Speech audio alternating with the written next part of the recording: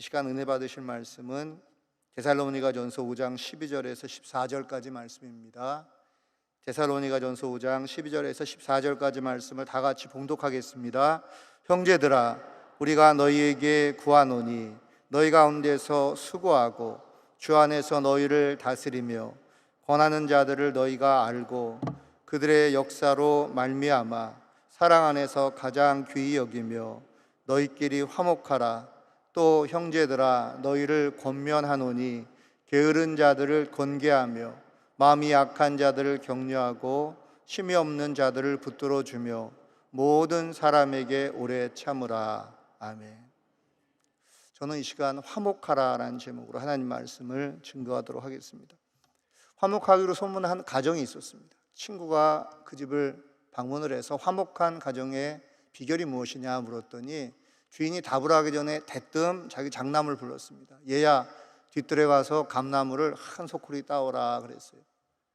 그래서 뒤에 이렇게 보니까 감이 새파랗더래요. 땡감이래요. 익지 않았다는 것입니다. 근데 그걸 어떻게 하나 봤더니 아들이 한마디 대꾸도 하지 않고 큰 소쿠리를 들고 와서 그것을 따서 아버지한테 갖다 주더라는 것입니다. 그러더니 둘째를 불렀어요. 차남을 부르더니 얘야, 외양간에 송아지를 끌어다가 지붕 위에 올려놔라 그랬대요. 깜짝 놀랐습니다. 친구가 그 말을 듣고. 그래서 이렇게 쭉 보니까 소를 진짜 몰고 오더니 사다리를 놓고 그 지붕 위에다가 올려놓더라는 것입니다. 그제서야 친구는요, 가정이 화목한 비결이 자녀들이 아버지의 권위에 순종하는 것에 있다는 것을 깨닫게 되었다는 것입니다. 신앙생활도 이와 같다는 것입니다. 우리가 하나님 말씀에 순종하여 하나님을 섬길 때 하나님과 화목할 수가 있고요, 화목을 통해 주신 하나님의 평강과 축복을 누리며 살아갈 수 있다는 것입니다. 그래서 우리는요, 하나님 말씀에 순종해서 하나님과 화목한 삶을 사는 것뿐만 아니라 어떻습니까? 성도들과도 화목해야 된다는 것입니다. 그래서 우리가 성도끼리 화목하려면요, 서로 노력해야 된다는 것입니다. 교회 내에서나 어떤 환경에서 서로 만나면 의견이 부딪힐 줄 알잖아요. 그러면요, 화목하려면 양보할 줄 알아야 되고요, 난 내 눈에 흙이 들어가도 이걸 관철시켜야 된다는 마음을 버리고요, 자기 주장을 굽히고 고집을 꺾을 줄 알 때 교회 내에서, 공동체 안에서 화목한 모습이 드러난다는 것입니다. 그래서 제가 이렇게 일을 할 때 보면은, 쌍파울로 순복음께서 사역할 때 보면은 항상 어떤 큰 일을 하거나 행사를 하면 끝나고 나면 관계가 멀어진 사람이 있어요. 그리고 꼭 일이 끝나면 원수가 되는 사람도 있어요. 그러니까 여러분, 성도는요, 일을 하는 전에도 화목해야 되고요, 일하는 중간에도 화목해야 되고요, 일이 끝나고 나서도 화목해야 된다는 것이죠. 그래서 우리 화목한 성도로서 진짜 어떤 삶을 살아가야 될지 살펴보도록 하겠습니다. 첫째는요, 우리는 게으른 자들을 권면해야 된다는 것입니다. 14절에 또 형제들아, 너희를 권면하노니 게으른 자들을 권계하며 마음이 약한 자들을 격려하고 쉼없는 자들을 붙들어주며 모든 사람에게 오래 참으라 그랬습니다. 그래서 게으른 자라는 것은요, 늦게 일어나고 생활이 게으른 자를 얘기하는 것이 아니라 교회 내에 있는 규정을 지키지 않는 자, 규칙을 위반하고 항상 질서를 혼란스럽게 하는 자가 이 성경에서 말하는 게으른 자라는 것이죠. 그래서 게으른 자를 권면하라는 것은요, 교회 내에서 화목을 깨뜨리고 질서를 무너뜨리는 교인을요, 반드시 훈계하고 가르쳐야 된다는 것입니다. 베드로전서 4장 8절에 무엇보다도 뜨겁게 서로 사랑할지니 사랑은 허다한 죄를 덮느니라 그랬습니다. 사랑 그러면요, 성도들이 이렇게 생각합니다. 어떤 행동을 하더라도 다 품어주고 덮어주는 것으로 생각해요. 오해하면 안 됩니다.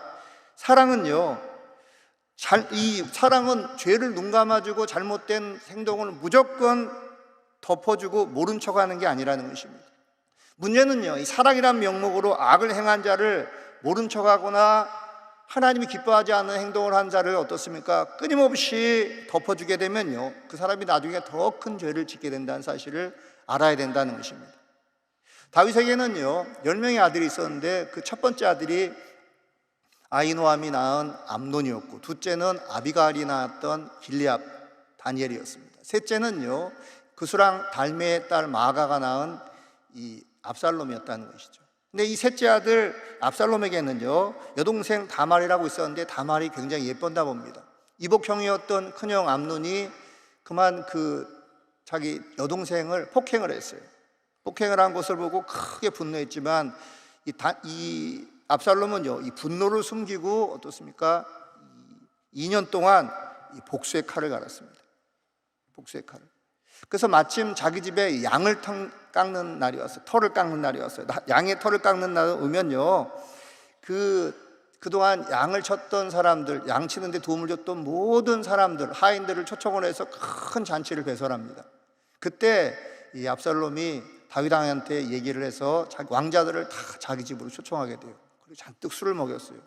그리고 암논 옆에 무기가 든 군사들을 세워놓고 술 취하기를 기다린 다음에 마침 암논이 술을 취하고 자세가 흐트러지자 압살롬은 그를 기회를 놓치지 않고 죽였습니다. 그리고 압살롬은요, 자신의 외할아버지 그수랑 달메에게로 도망을 갔어요. 다윗은 그것을 보고 가슴이 찢어지도록 아팠습니다. 수년이 지났어요. 근데 다윗의 신복이었던 요압 장군이 계속 압살롬이 마음에 들어있기 때문에, 그가 차기 왕으로 생각하기 때문에 계속 그를 불러들이라고 간청을 하니까 간청에 못 이겨서 이 다윗이 압살롬을 이 그술에서 불러들이게 됩니다. 불러들이게 됐는데, 이 예루살렘으로 돌아온 압살롬은요, 다윗에게 형을 죽인 것에 대해서 잘못을 빌지 않았고요, 하나님 앞에도 회개하지 않았다는 것이죠. 다윗은요, 회개하지 않은 압살롬을 그대로 받아들였다는 것입니다. 이후에 압살롬은요, 무서운 계획을 세우게 됩니다. 4년 동안 어떻게 하는 일을 하냐면요, 매일 성문 앞에 가서 성문 앞에 들어온 사람들이 왕에게 송사하러 가면요, 다윗 왕에게 송사하고 가면 자기가 그것을 다 가로채가지고 4년 동안 송사를 들어줘요. 상담을 해줍니다. 그리고 그들을 안아주고 귓속말을 해주고 손을 잡아줍니다. 그래서 4년 동안요, 다윗 왕이 재판해야 될 것을 자기가 다 가지면서 백성들의 마음을 싹 빼앗습니다. 그리고 때가 되자 압살롬은 헤브론에 가서 스스로 자신을 왕으로 칭하고 어떻습니까?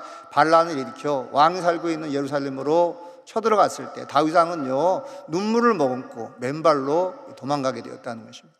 중간에 여러 일이 있었지만 결국 압살롬은요, 하나님의 심판으로 죽고 말았다는 것입니다.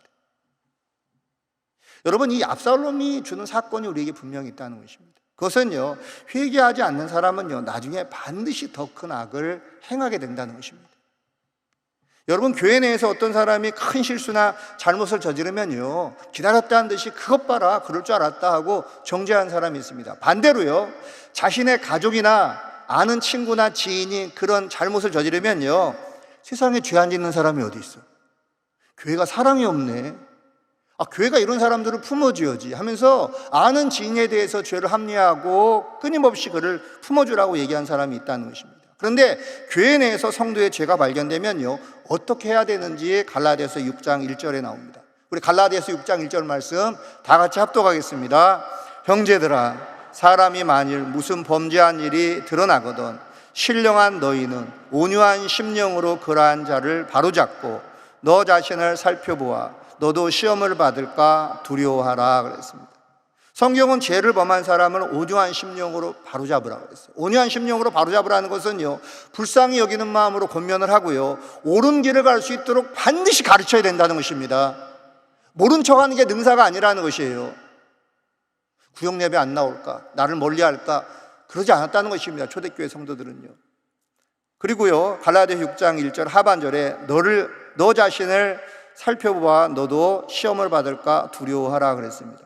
나 자신도 저런 환경에 처하면 똑같이 죄를 지을 수 있고 시험에 들 수 있다는 생각을 보고 이 스스로를 살펴봐야 된다는 것입니다. 미국 유명한 목회자요 저술가인 척 스윈돌 목사님이 주일 예배 때 여러분 법을 잘 지켜야 됩니다. 그리고 교통신호 위반하면 안 됩니다 라고 설교를 했대요.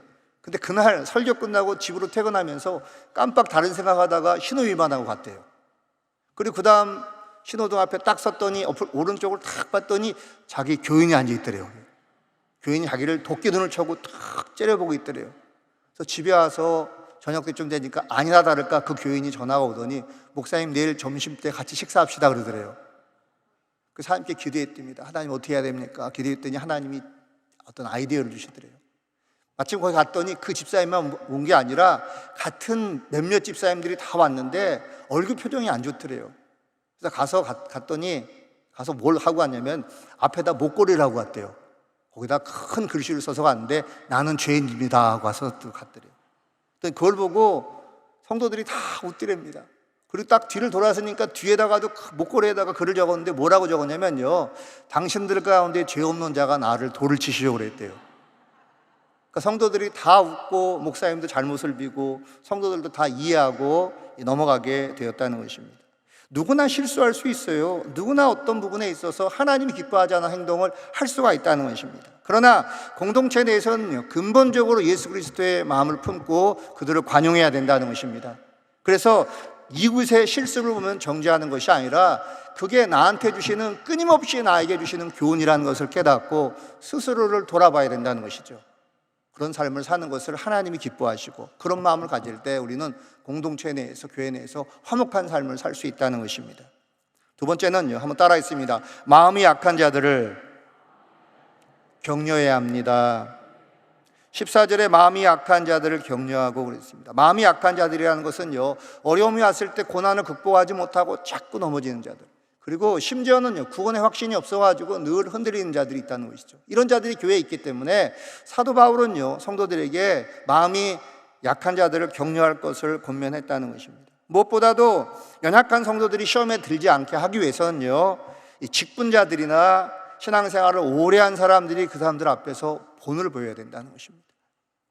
고린도전서 8장 9절로 13절에 그런즉 너희의 자유가 믿음이 약한 자들에게 걸려 넘어지게 하는 것이 되지 않도록 조심하라. 지식 있는 내가 우상의 집에 앉아 먹는 것을 누구든지 보면 그 믿음이 약한 자들의 양심이 담력을 얻어 우상의 제물을 먹게 되지 않겠느냐. 그러면 내 지식으로 그 믿음이 약한 자가 멸망하나니 그는 그리스도께서 위하여 죽으신 형제라. 이같이 너희가 형제에게 죄를 지어 그 약한 양심을 상하게 하는 것이 곧 그리스도에게 죄를 짓는 것이니라. 그러므로 만일 음식이 내 형제를 실족하게 한다면 나는 영원히 고기를 먹지 아니하여 내 형제를 실족하지 않게 하리라 그랬습니다. 여러분, 당시 고린도 지역에서는요, 이 고기를 살 수 있는 지역이 딱 두 군데였습니다. 어디냐면요, 한 군데는 시장이었고 한 군데는요, 이 우상에게 제물을 드린 신전에서 고기를 팔았다는 것이죠. 근데요, 가격 차이가 있었다는 것입니다. 신전에서 파는 고기 가격은 쌌고요, 시장에서 파는 고기 가격은 비쌌다는 것이죠.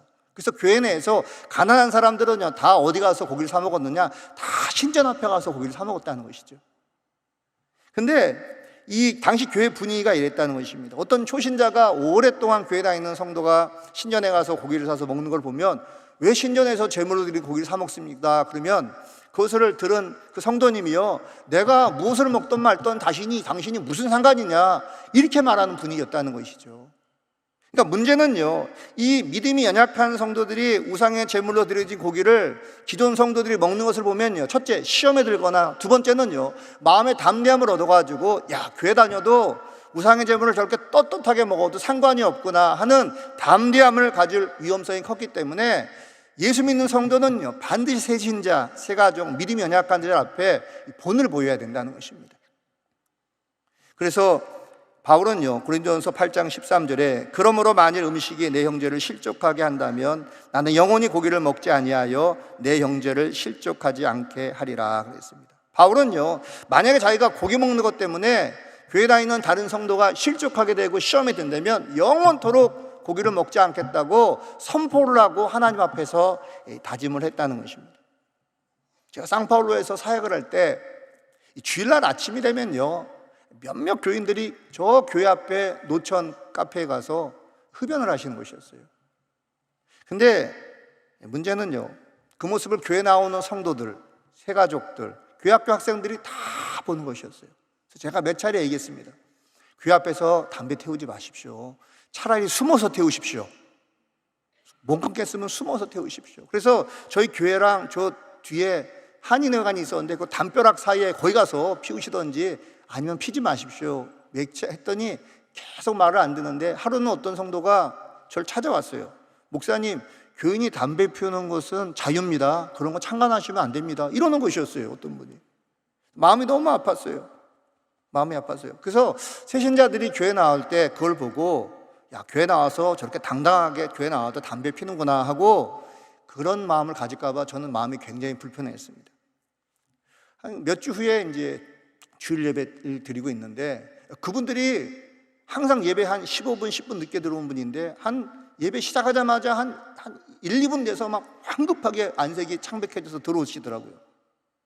그래서 야, 저분들이 웬일로 이렇게 일찍 들어와서 예배를 드리나 하고 봤더니, 예배 끝나고 나중에 들었더니 노천 카페에서 흡연하면서 커피 마시다가 강도를 만나가지고요, 다 뺏겼대요. 다 담배도 뺏기고 휴대폰도 뺏기고 싹 뺏겼대요.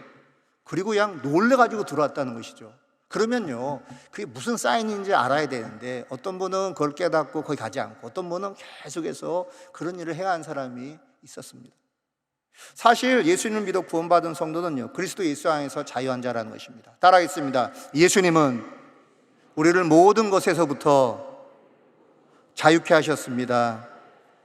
그러나 알아야 될 것은요, 교인이, 성도가 먹는 것 때문에, 마시는 것 때문에, 기후식품을 누리는 것 때문에 다른 교인을 시험에 들 수 있게 할 수 있다는 것을요, 반드시 알아야 된다는 것입니다. 그래서 구원받은 성도는요, 내 돈 내 마음대로 쓰는데 당신이 무슨 간섭이냐, 내가 하고 싶은 대로 사는데 왜 당신이 그걸 상관을 하느냐, 이런 말을 해서는 안 된다는 것입니다. 고린도전서 10장 23절로 24절 말씀 우리 다 같이 한번 읽겠습니다. 시작. 모든 것이 가하나 모든 것이 유익한 것이 아니요 모든 것이 가하나 모든 것이 덕을 세우는 것이 아니니 누구든지 자기의 유익을 구하지 말고 남의 유익을 구하라. 자, 우리가 하는 행동이 어떤 법에 저촉되거나 죄를 짓는 행동이 아니더라도 다른 성도에게 덕이 되지 않으면요, 그것을 어떻습니까? 멈춰야 된다는 것입니다. 우리는요, 예수를 믿고 자유함을 가졌기 때문에 먹을 자유도 있고 어디 놀러 갈 자유도 있고 누릴 자유도 있다는 것이죠. 근데 그것을 보고 성도들이 시험에 들지 않도록 어떻습니까? 늘 배려하는 마음이 있어야 된다는 것입니다. 근데 진짜 문제는요, 우리가 어떤 것에 크게 중독이 되면요, 그것을 해결하기가 쉽지 않다는 것입니다. 근데 좋지 않는 것이 중독이 되더라도요, 우리는 성령의 능력으로 그것을 끊을 수 있다는 것입니다. 어떤 조직에 몸담는 한 분이 계셨는데, 이분이 늘 싸움으로 일삼고 세속에 중독이 되어서 간 사람이었는데, 이분이 예수를 믿고요, 더 이상 싸움을 하지 않는 것이었어요. 그런데 이분이 막 사람들이 와서 이 사람을 이제 데려가려고, 다시 그쪽으로 데려가려고 말을 안 들으니까 몇몇 사람들이 협박을 하려고 찾아갔대요. 찾아갔는데 막 무릎을 꿇고 막 손을 들고 방언으로 기도하니까 놀래가지고 도망갔대요. 예수 믿고 이 사람 이상하게 됐다고. 나중에 물어봤답니다. 왜 조직생활 안 하려고 했더니 싸우고 싶은 마음이 사라졌다는 것입니다. 싸우고 싶은 마음이 사라졌고 하나님의 은혜를 받게 되니까 몸에 살기가 빠지고요, 이렇게 큰 주먹도 작아지더래요. 조폭이 주먹도 은혜 받으니까 작아지고요, 보들보들해지더라는 것입니다. 제가 아는 지인 가운데 한 분이 매일 담배를 한 2갑씩 피운 분이 계셨어요. 오살리 기도원에 금식하러 가셨습니다. 근데 이분이 담배 끊으러 간 게 아닙니다. 금식하러 간 거예요, 쫓아서. 그래서 금식하러 가서 버스 타기 전에 너무 아까우니까 담배를 3대 피고요, 버스를 타고 기도원에 올라갔대요. 금식을 마치고 내려왔대요. 한 3일쯤 지났더니 친구가 그러더래요. 야, 너 담배 안 피우냐? 그러더래요. 야, 너 같은 골처가 왜 담배 안 피우냐? 했더니 자기가 딱 보니까 3일 동안 담배를 안 피우더래요. 그래서 친구들이 담배를 다시 피우게 하려고요, 좋아하는 담배를 함부로 사다 주고요, 그리고 운전하는 친구가 시험 삼아서 담배불을 붙여달라고 해서 담배불을 붙여줬는데도 이 담배를 피우고 싶은 마음이 없었다는 것이죠. 그래서 친구들이 물어보길래 이렇게 얘기했다는 것입니다. 내가 담배를 한 번도 끊겠다고 결심한 적이 한 번도 없었는데 담배 피우고 싶은 마음이 사라졌다. 하나님께서 그런 마음을 걷어가셨다. 할렐루야. 뜨거운 용광로 안에 종이를 넣어도 타고요, 거기에 나무를 던져도 타고 쇠를 넣어도 다 타고 녹아진다는 것입니다. 우리의 심령에 성령의 능력이 임하면요, 하나님이 술도 끊게 해주시고 담배도 끊게 해주시고요, 오랫동안 남에게 알리지 못하는 크고 작은 중독들을요, 하나님이 그것을 다 끊게 해주신다는 것입니다. 여러분, 그래서 지금 무언가 중독된 분이 있다면요, 하나님을 전적으로 의지하고 기도하시기 바랍니다. 그리고 성령의 능력으로 반드시 끊을 수 있다는 것입니다. 한번 따라 있습니다. 의지가 아니라, 경험이 아니라 성령의 능력으로 끊을 수 있습니다. 고린도전서 10장 31절 말씀에 그런즉 너희가 먹든지 마시든지 무엇을 하든지 다 하나님의 영광을 위하여 하라 그랬습니다. 교회에 다니는 성도들이 세상 사람들에게 손가락질 받는 이유는요, 교회 다니기 때문이 아닙니다. 예수를 믿기 때문이라는 게 아니라는 것입니다. 영적으로나 인격적으로 미성숙하기 때문에 세상 사람들에게 손가락질 받는 것입니다. 한 부서에서 열심히 봉사하고 오랫동안 신앙생활했을지라도 존경을 못 받는 분이 있어요. 그 이유가 뭔지 아십니까? 열심히 부족해서가 아니라 교회 내에서 덕이 되지 않는 행동을 하기 때문에 존경을 받지 못한다는 것입니다. 그래서 신앙의 자유도 중요하지만 더 중요한 것은요, 덕을 세우는 게 중요하다는 것입니다. 어떤 글에 보니까 화목이란 말이 있는데 화목이란 말을 이렇게 써놨더라고요. 화목이란 화가 날수록 목소리를 작게 하는 것이라 그러더래요. 그죠? 우리가 신앙생활하면서 목소리를 낮춰야 될 것이 무엇이 있는지, 내가 진짜 절제할 것이 무엇이 있는지 살펴봐야 된다는 것입니다. 성도는요, 한쪽 부분에 대해서는 유하지만 어느 쪽 부분에서는 용납을 하지 못하는 부분이 있다는 것입니다. 그것을 건드리면요, 신앙생활이 무너질 정도로, 흔들릴 정도로 크게 갖고 있는 약점들이 누구나 자기한테 있다는 것이죠. 그렇기 때문에 이것을 정확히 알고요, 내가 진짜 목소리를 낮춰야 되고 절제해야 될 것이 무엇인지 살피며 다른 사람을 배려한 삶을 사는 것이 이게 신앙의 성숙한 모습이고, 이게 하나님의 영광을 위하여 삶을 사는 모습이라는 것입니다. 로마에 갇힌 사도 바울은요, 에베소 교회의 교인들의 신앙이 굉장히 걱정이 되었어요. 그래서 보낸 편지가 에베소서입니다. 에베소서 5장 18절에 술 취하지 말라, 이는 방탕한 것이니 오직 성령으로 충만함을 받으라 그랬습니다. 사도 바울은 에베소 교인들에게 계속해서 성령 충만함을 받을 것을 거듭거듭 강조했다는 것이죠. 그런데 에베소 교회 성도들은요, 수십 년이 지난 이후에 주님으로부터 책망을 받게 됩니다.